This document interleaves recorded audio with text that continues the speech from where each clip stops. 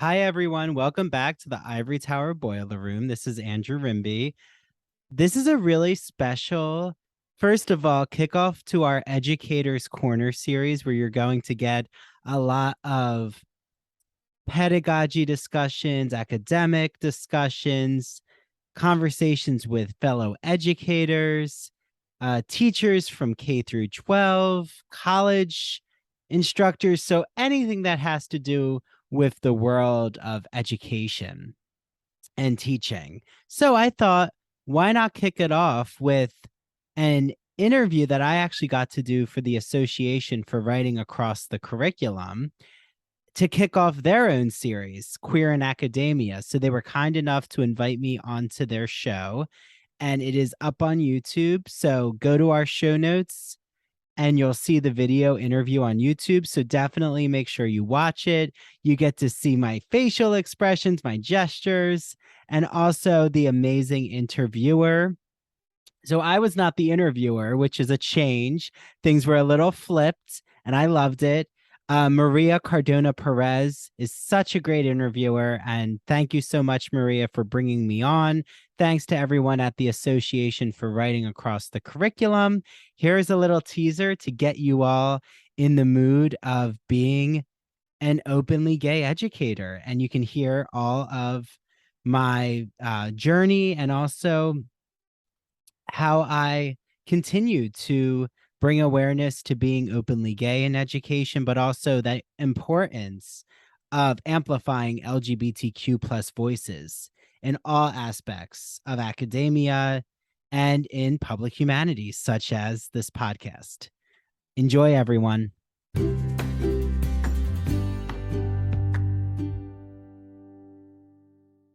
And sometimes I will hear that talking point that they have to know exactly 100% of everything they're teaching. And I'm like, no, let it go. And that to me is the writing process too, is the perfectionism of your voice. And it's like, I love now when I get, I want critiques, I want feedback. I want, okay, where can this develop? Because we're not going to be 100% in our grammar. The finished product is going to be so different because it should be collaborative. That's how books get published too. When you start to interview authors, I'm like, oh wait, it went through 10 hands. It took you 5 years. It's so important to know, how do people get a finished product out there?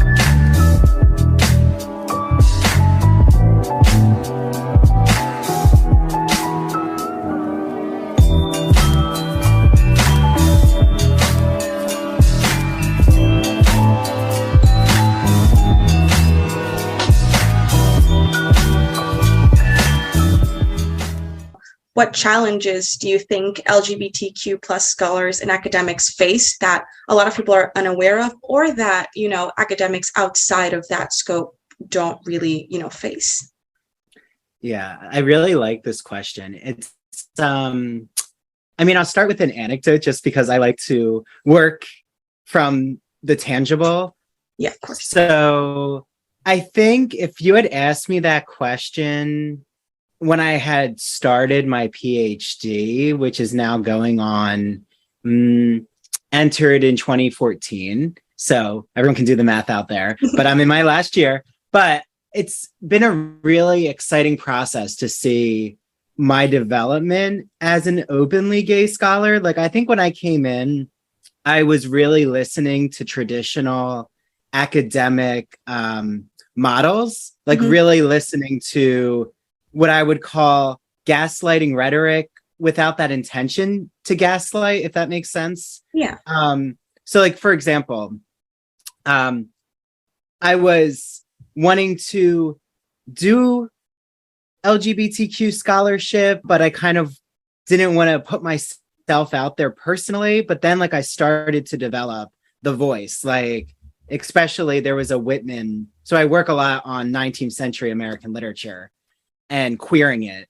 So with Whitman, he's my main focus, Walt Whitman, the poet.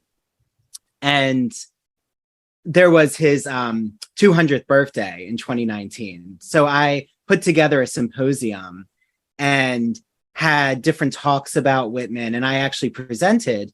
And it was there where I added sort of my memoir of how I even got into Whitman, which was through coming out, and like started with that journey of coming out and how literature really opens these conversations. And then I went into more of the scholarship. So it's kind of a blend. Some people call it auto theory, like when you use your personal life and then bring in the scholarship. So I think that moment for me was a real game changer.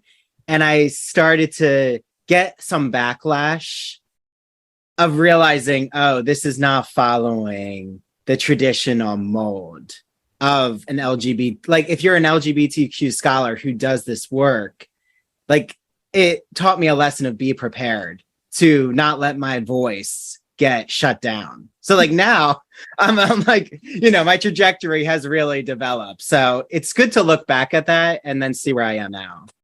I mean, you asked, right, the challenges, and like that's, I guess, one example that's specific to my experience. But even I remember, so like anyone who's out there who has gone through a PhD in the humanities, there's like the comprehensive exam, the oral exam, some call it, and you basically have to show that you can, for literature, go over 200 years of different literary texts. And for me, though, I did a Victorian. So, you know, you mentioned Wilde, he was on there, Dickens, a lot of poetry, because I really like the pre-Raphaelites, Christina Rossetti. And then I also had All Americans. So like that was I was doing 100 years, but with two different continents. And when I wanted to add, like I actually remember, and again, like none of this I want to say is coming from ill intentions. It's more of what I've seen of just not being informed of like why it's so important that we have this discussion right now is because I was told by my Victorian advisor that like my queer texts that I wanted, like queer authors or like even Jewish authors, should all be like in a separate section. So they were kind of in their own closet on the list. Right. And it made me uncomfortable at the time, I remember, because I'm thinking I'm trying to integrate this into this core group of texts. And however, I did have like some really good resolution with that advisor, like talking kind of through that process, because it was definitely an experience where I was being given a lot of that traditional, like I'll keep saying traditional, but basically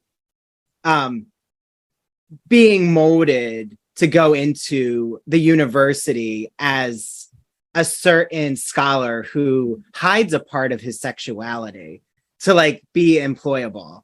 Yeah. And at a certain point, I just learned from that experience, I don't want to be in a place that does not value my openness. Like I'm not going to straighten myself as a scholar. Like that's just very antithetical to who I am as an academic, a humanist, a scholar, a person. Yeah. Yeah. I mean, I think it can definitely, in a way, resonate with what you're saying. Because I did my bachelor's in like literal Amish County, Ohio. So it's very conservative, very, you know, people were very used to everyone kind of being the same. we spent years trying to get them to approve like a gay straight alliance, because they were like, no, not in our community. And it was a lot of what you were mentioning of like, I knew that some people were, but I knew that most people weren't coming from a place of wanting to be hurtful or offensive. They just didn't have like that knowledge. And you kind of mentioned communication as a resolution, like a tool for resolution. So would you say that that's kind of, I guess, a path forward, or a tool that the universities really, like, as administrators and faculty can kind of use to be more inclusive and more welcoming? Absolutely, Maria. I mean, I'm so happy that I got this fellowship in the spring. I'm actually just found out, I guess I'm sharing it here, that I'm going to continue working with the communication department in the College of Arts and Sciences, because I started to do a social media campaign. It was for diversity, equity. It's called the Idea Grad Fellowship. And from that, I was creating short videos that profiled grad students, like who do feminist work, queer work, focus on race studies. And I realized how important it is for us to have the access with social media. Like for me, social media has actually become one of the most profound ways to just engage with what I love, informing the general public about what happens at a university, because it's like so mysterious, and is what led me to create my Ivory Tower Boiler Room podcast, because I realized that these are free episodes, and I started to binge watch podcast episodes during the pandemic. And I'm like, you know what? That's a really interesting way to bring radio, like a radio type program, into an app. And then why is there not something for grad students? At first it started with grad students. And hopefully I'm not going off on a tangent here, but like when you speak of with communication, I just feel that I wouldn't be able to have such a platform I do now to amplify LGBTQ plus voices. And for me, the podcast, there's been this journey. So it'll be 2 years in August. And now I'm interviewing like New York Times bestselling authors, and I've interviewed reality TV gossip experts. And I just love showing what it means when we have these like quote unquote academic conversations with those who specialize in the arts and the culture. And it brings, right, like asking questions about the Real Housewives from an academic view talks a lot about narrative and literariness. So I love that there's a way to utilize social media that opens up instead of closing down the conversations. Like I like that it mixes our specialty with the public. Yeah, definitely. And I think, even if it's, just, having your podcast available, right, or having resources, even if within your university you don't feel comfortable kind of, speaking to anybody because, maybe it's a little bit more conservative, or, maybe you're just not ready. When I went into college, I'm Puerto Rican, born and raised here. And so but I'm very white passing, but I still had my moments where I knew that I didn't quite fit. And I mean, as I grew in my time in college, the English department was fantastic. And they were like, yeah, just don't worry about it. You'll be fine. They were very encouraging. And, by the time I graduated, I had the confidence, right? And I had that voice you were talking about. But at first I was like, no, I would go to my professor's office afterwards and be like, let's chat about this. And they'd be like, why don't you say this in class? And, it's very intimidating. So I think providing this podcast, right, and using social media, a lot of people connect through social media, where maybe if on their campuses they don't have anyone, they can reach out to other people and still be like, hey, how are you doing this? Or, kind of grow from there. Yeah. And I love like what you're explaining with your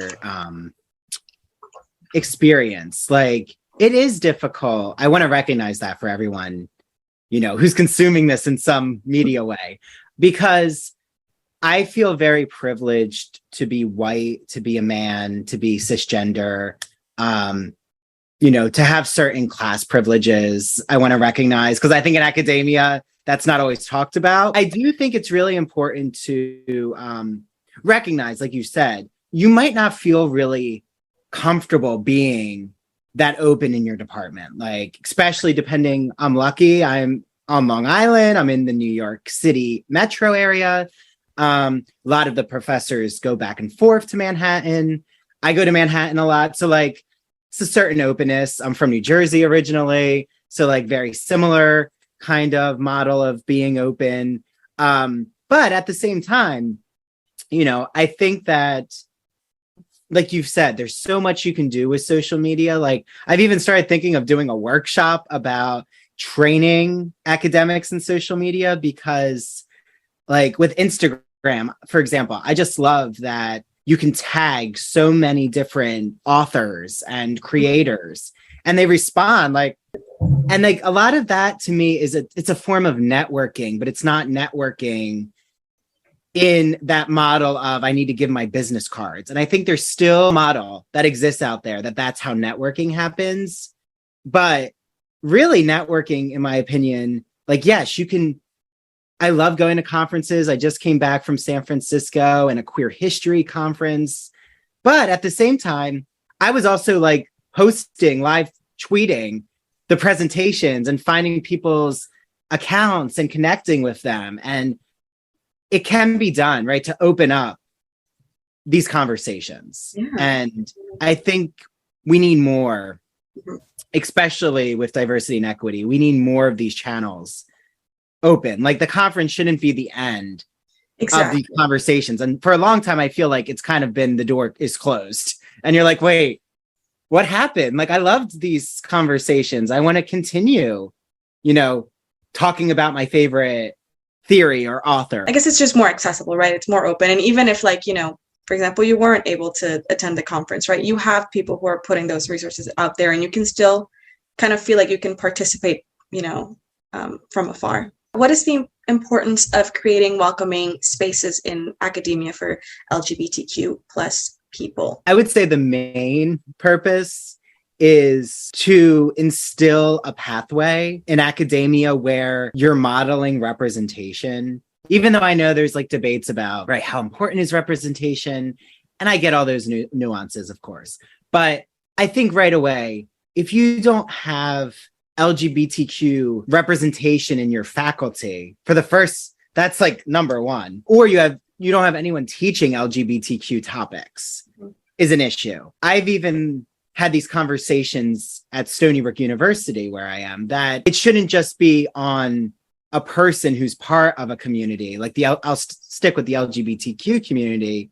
Like you can't just assume that's what they're going to teach, but you also have to have the whole department implement those conversations into their curriculum. I would say needs a little work, like a space like this. I think this is a great model, what you're doing, Maria, and your organization, because this should be happening at universities everywhere. There should be open conversations like this. Yeah.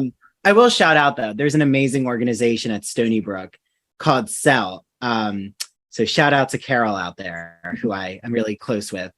They have a lot of these diversity and equity pedagogy discussions, which are important. But yeah, sorry, back to the question. Okay. And then I would say as a grad student, there is a representation with the LGBTQ community in my English department, but there's not really, and this goes for any marginalized community, there's not really a space in the department that fosters the community. Like, I really do think it would be important to have a mixer or something informal, like meetup chats, lunch, like a group that just meets, I don't know, once a month to just say, okay, how are we checking in about our work? Do we feel pressure to not go into our work because we're being too open, right? Like a lot of the things I went through, I feel could have been facilitated by like a faculty member leading a discussion group that's not graded, not yes. right? Because I think a lot of the times, I will say as an academic too, sometimes we want to hyper analyze everything.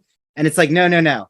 sometimes we just need a coffee and have like a Starbucks chat. Yeah, absolutely. Yeah. I mean, I think, you mentioned it at the start, right? That you originally felt this pressure to kind of hide your identity. And I think sometimes when we think of creating welcoming spaces, I think the default is to just be like, okay, well, there's just like an LGBTQ kind of club.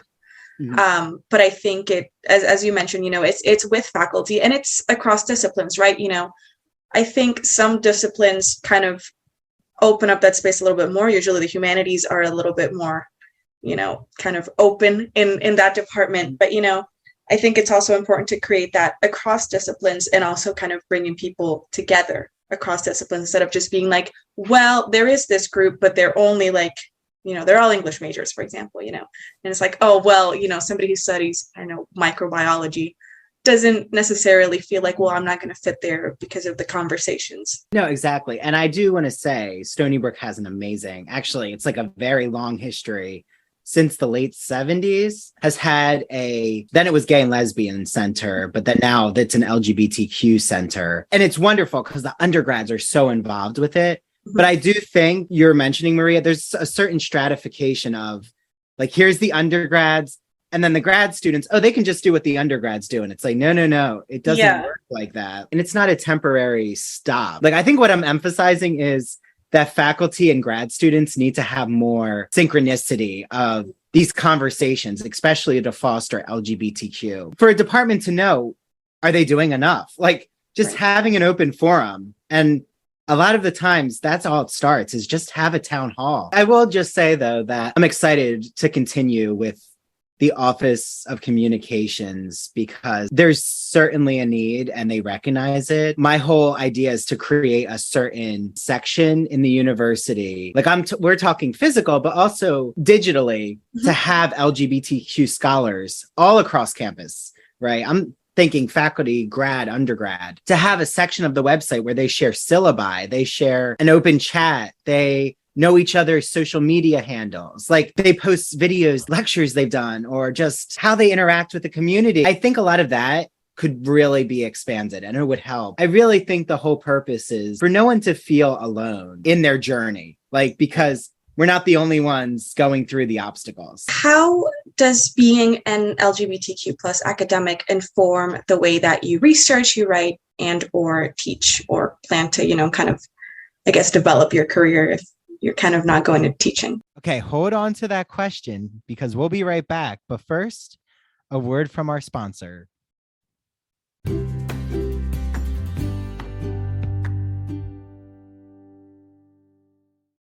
This episode is brought to you by Shopify. Forget the frustration of picking commerce platforms when you switch your business to Shopify, the global commerce platform that supercharges your selling wherever you sell. With Shopify, you'll harness the same intuitive features, trusted apps, and powerful analytics used by the world's leading brands. Sign up today for your $1 per month trial period at shopify.com/tech, all lowercase. That's shopify.com/tech.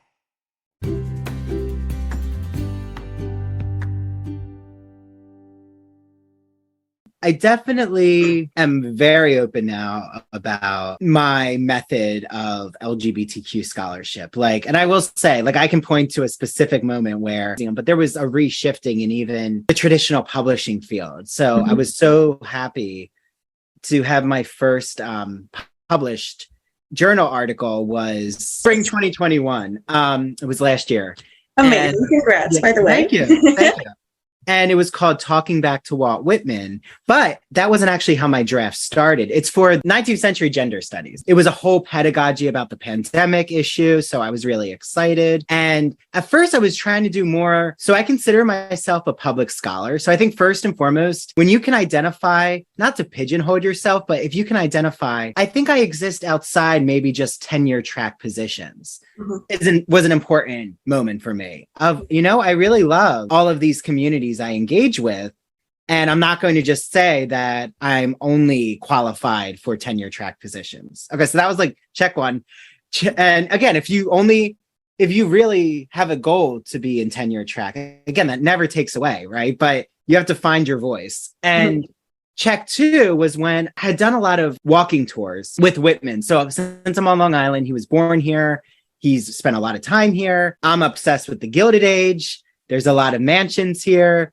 So I've collaborated a lot. And I actually started to record during the pandemic walking tours because it was a wonderful opportunity to show the area without crowds. The public wanted a journey, right? We all wanted to be on an immersive experience. But when I started to write this article, I could tell I was really trying to cater it to like a sanitized version of here's Whitman without maybe his racist statements, or a queerness where he fetishizes people of color, but he amplifies white bodies like the ancient Greeks. And I realized I couldn't find my voice. So thankfully, the editors there had a Zoom with me. And they're like, we know what you're trying to say, and you've done it in your pedagogy. I use now a lot of music videos. I had taught the March March song by the Chicks, which I really think is amazing. And I was doing a whole course about questioning Whitman and democracy. Like, he was contradictory. A lot of our democratic system is contradictory. I was so happy to have that moment. And I think that's another lesson is never feel that you can't ask questions.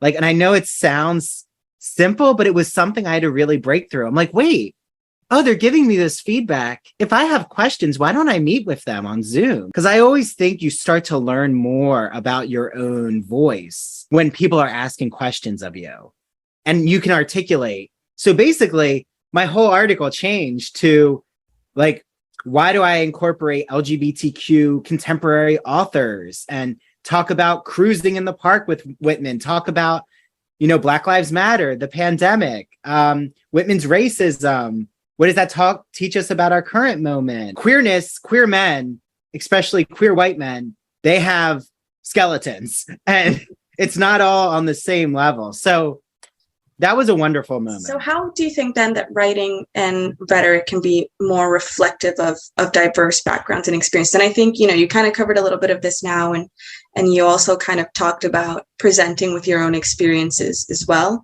That memoir experience in the symposium was something in rhetoric that I love. I mean, so many texts that I'm drawn to, they incorporate their own perspectives, the author's perspective.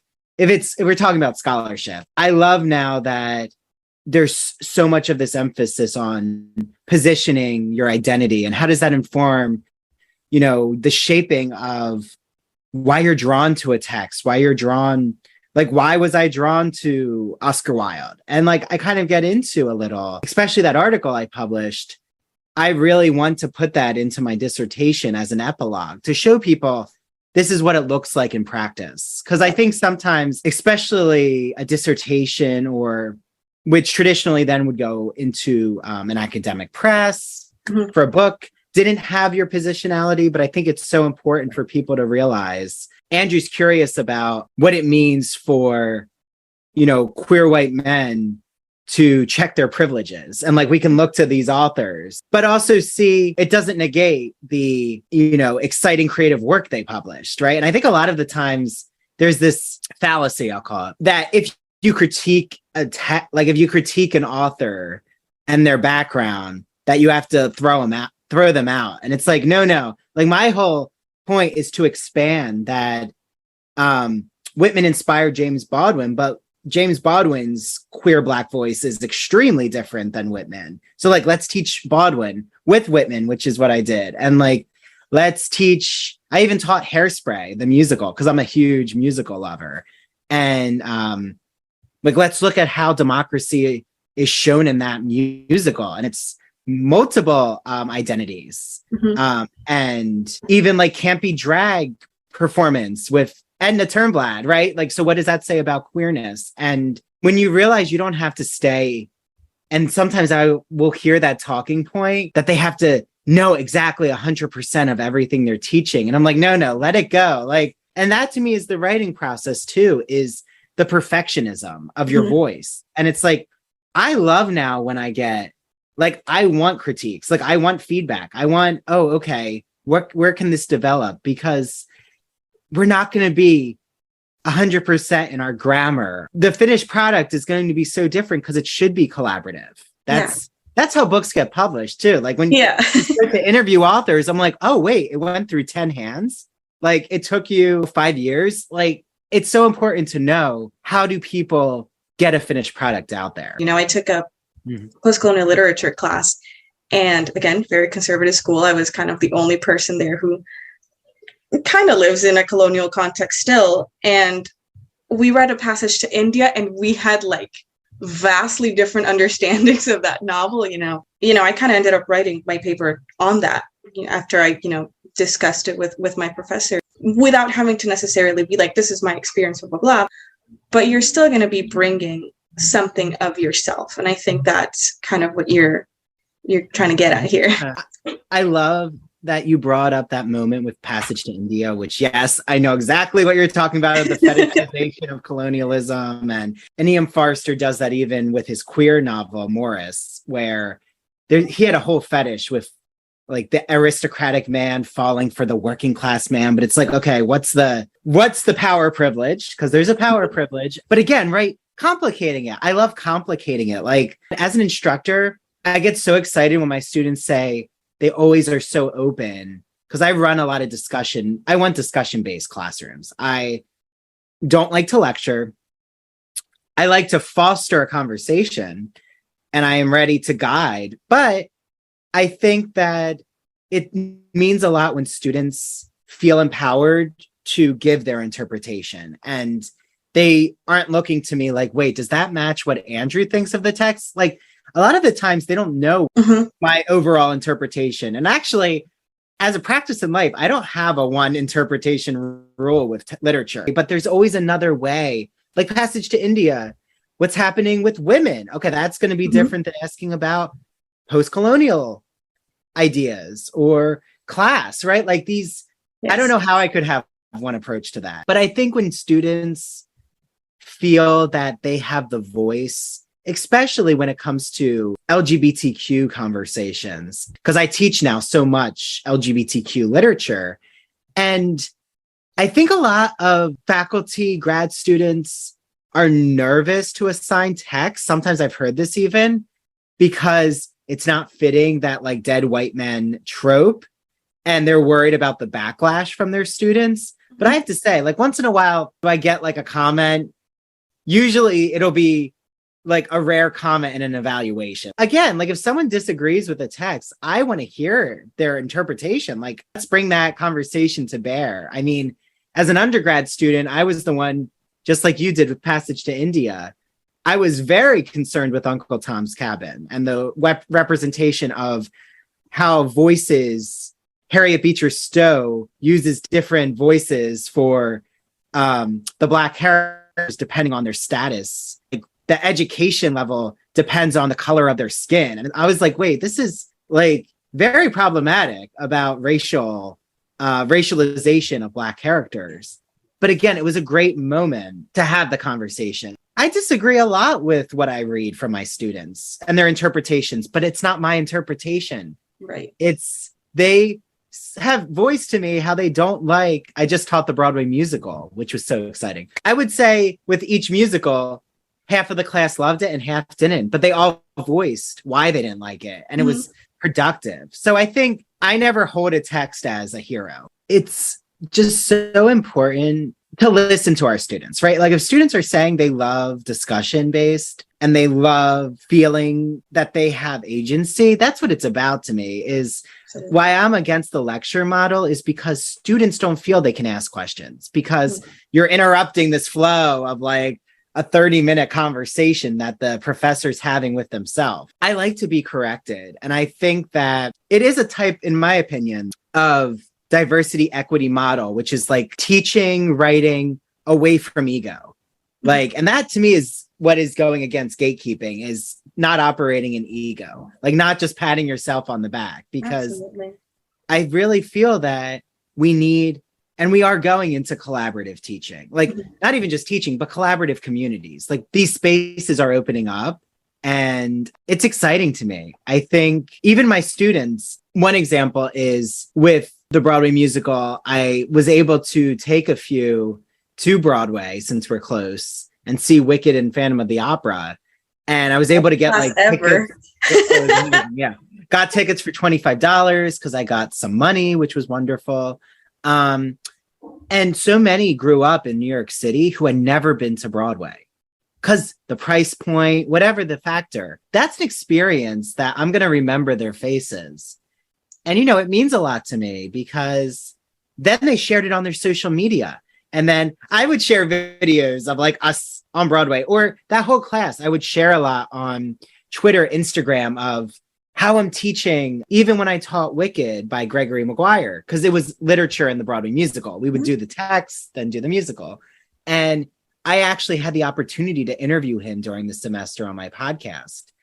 And my students submitted questions for him. And then I got to read their voice.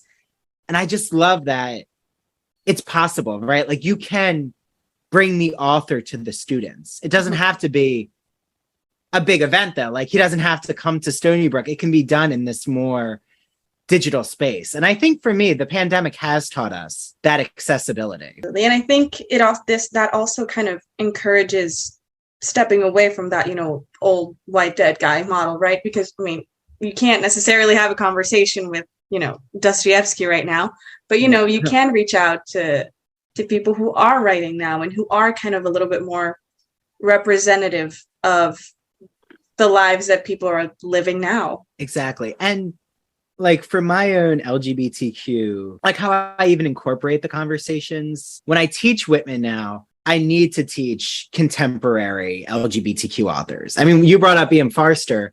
I just interviewed William DeCanzio, who wrote AWAC, which is all based on AWAC, the working class queer man's experience. I feel that if I ever teach E.M. Forster, I have to teach the new AWAC, because I don't want to say you have to show students the relevance, because that's not exactly it. I think it's you have to show them that these conversations exist in our current moment. Like these topics exist. They're being rethought, right? If someone's doing a TikTok of E.M. Forster and Passage to India and complicating it, assign it. Like, I think students are going to be more immersed in the older texts if you give them more contemporary models. Yeah, just like something to connect with. You know, what are some misconceptions that I think you have either experienced firsthand or kind of seen on Twitter or around about how other people perceive the LGBT community in academia? I think it's such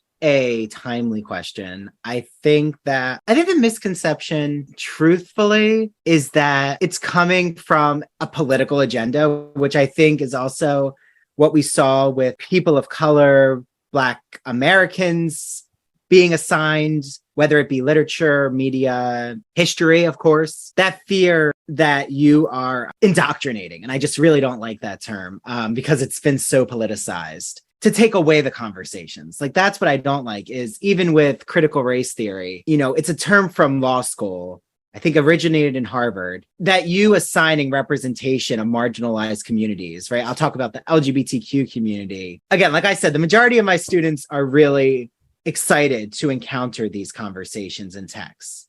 Like when they know they can read a 2021 novel, it really, the majority are so happy that they can relate to the material. But yeah, I had one student who had said that questioning Whitman and democracy and bringing in like queer voices, black voices, she knew that I was progressive, or that I was like teaching a political view. And the misconception, it saddens me because of teaching what it means to counter an opinion like that. Like if they had been feeling that, I just reflect on, well, why didn't they voice, well, what are we doing with these texts? What is the purpose of looking at LGBTQ literature? Because that would have been a great moment to talk about why LGBTQ literature is just not one narrow path. Like I've said, there is a plethora of literature that exists now that's all genres. Like there's LGBTQ romance, mystery, horror, historical fiction, right? You name it, nonfiction. The misconception is that there's only one pathway of thinking of what LGBTQ literature is. And sometimes, and I would say another misconception, and this comes from within too, academia, is kind of when, like, because of your identity, you're tokenized, I talked about in a department, that sometimes I also feel there can be the checking the box off moment where like, this is, and I've seen this with all marginalized communities. It could be, this is the Women's Literature Week. Okay, we're good. Bye. And it's like, or I think it happens a lot with this is the Black voices, and there'll be Toni Morrison's Beloved, and then you move on. And I don't like pedagogy like that. I like integrating it. Like, let's be inclusive in terms of, oh, I'm teaching Edith Wharton, who is dead, who's a white woman, probably one of the wealthiest authors ever. And The House of Mirth, I am so amazed with its Gilded Age representation, but why is there no characters of color that who would have been in the class that would have been exploited by the Gilded Age families, right? So like, and I bring those moments up, like, just because that author doesn't share a marginalized identity doesn't mean you don't bring those topics up. It's very much kind of moving away from that idea of treating it as a political thing and just being, you know, more of like a humanitarian, I guess, for lack of a better word, thing, right? You just want to be able to teach people about different sorts of people and different sorts of, you know, experiences. The Gothic era is not familiar to me because I didn't live in it. That doesn't mean I'm not, you know, if somebody is teaching a course on Gothic literature, I wouldn't be like, this isn't applicable to me. So I think it needs maybe like a reshifting of how, I guess, we approach teaching those topics. I'm glad you talked about, I think you said the word fear, but I do think there's a fear from those who are not LGBTQ, who don't identify in that community, that they're going to be called out. And there's that big C word that we don't have to mention. I have my own opinion that it's not operating in the way that some rhetoric talks about it. But I do think rarely do I ever see someone, I am so excited when academics, or like I've said, the general public, because I am so accessible now with my ideas and, you know, analytic views that I share on social media.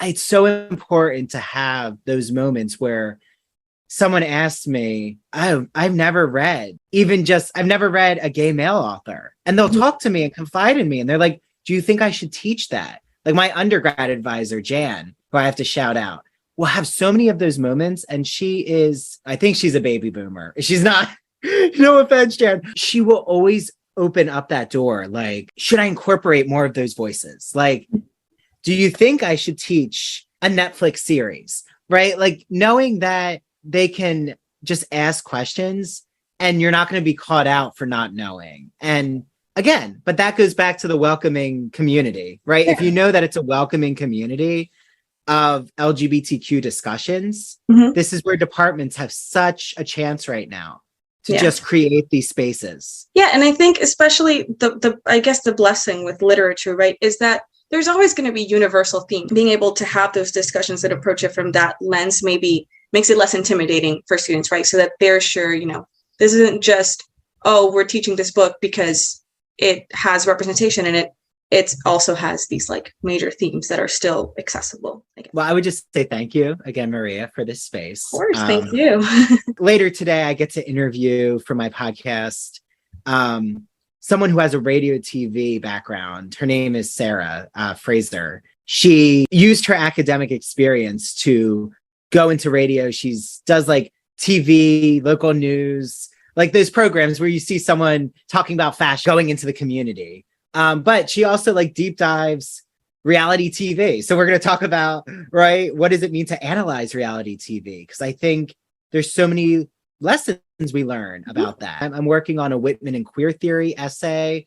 It'll be the first, to my knowledge, the first time there's been a discussion about how Whitman has been approached from after he died to the current moment with sexuality. So I'm so excited I get to do that history and journey. So that'll be done by Gail. And then I also was so happy to attend the Queer History Conference in San Francisco because, like I said, I feel the conversations are still going because I'm emailing those who I want to book on my podcasts. Like there's this whole network now that we've created on Instagram. There's accounts that exist like Queer Modernism. Shout out to my friend Jesse, who posts all of these modernist homoerotic images. And I think to me, that's the model is like, right. If you're out there and you feel that you have to choose one path, that doesn't like, you don't have to just shut down your other creative avenues. Right. Like, allow all of yourself to exist. Like, be comfortable knowing that there are people out there doing the same thing who are not just defining themselves one way.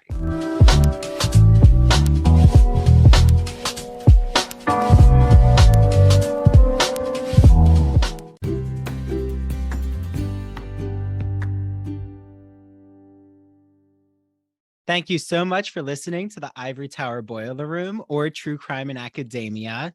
I'm Andrew Rimby, the executive director. Our team includes Mary DiPipi, our chief contributor, Nicole Arguello, our marketing assistant, and Kimberly Dallas, our editor. Ivory Tower Boiler Room episodes come out on Monday, and sometimes I'm joined by a guest co-host. Make sure you follow us on Instagram and TikTok at Ivory Tower Boiler Room, and on Twitter at Ivory Boiler Room. And here's Mary. Hello, everyone. I am the host of True Crime in Academia. Do not forget to follow True Crime in Academia on Instagram and TikTok at True Crime in Academia. And coming soon, there will be a Twitter also at True Crime in Academia. Now, if you're like me, you like to have bonus episodes. I love extra content, don't you? So go to patreon.com/Ivory Tower Boiler Room. Not only do you have access to our video interviews, but you will also be able to access never before seen bonus episodes. So like I said, we don't release them anywhere else. You can only get those on Patreon. So go to patreon.com/Ivory Tower Boiler Room and become a subscriber today. And don't forget to listen to Ivory Tower Boiler Room on Mondays and True Crime in Academia on Tuesdays.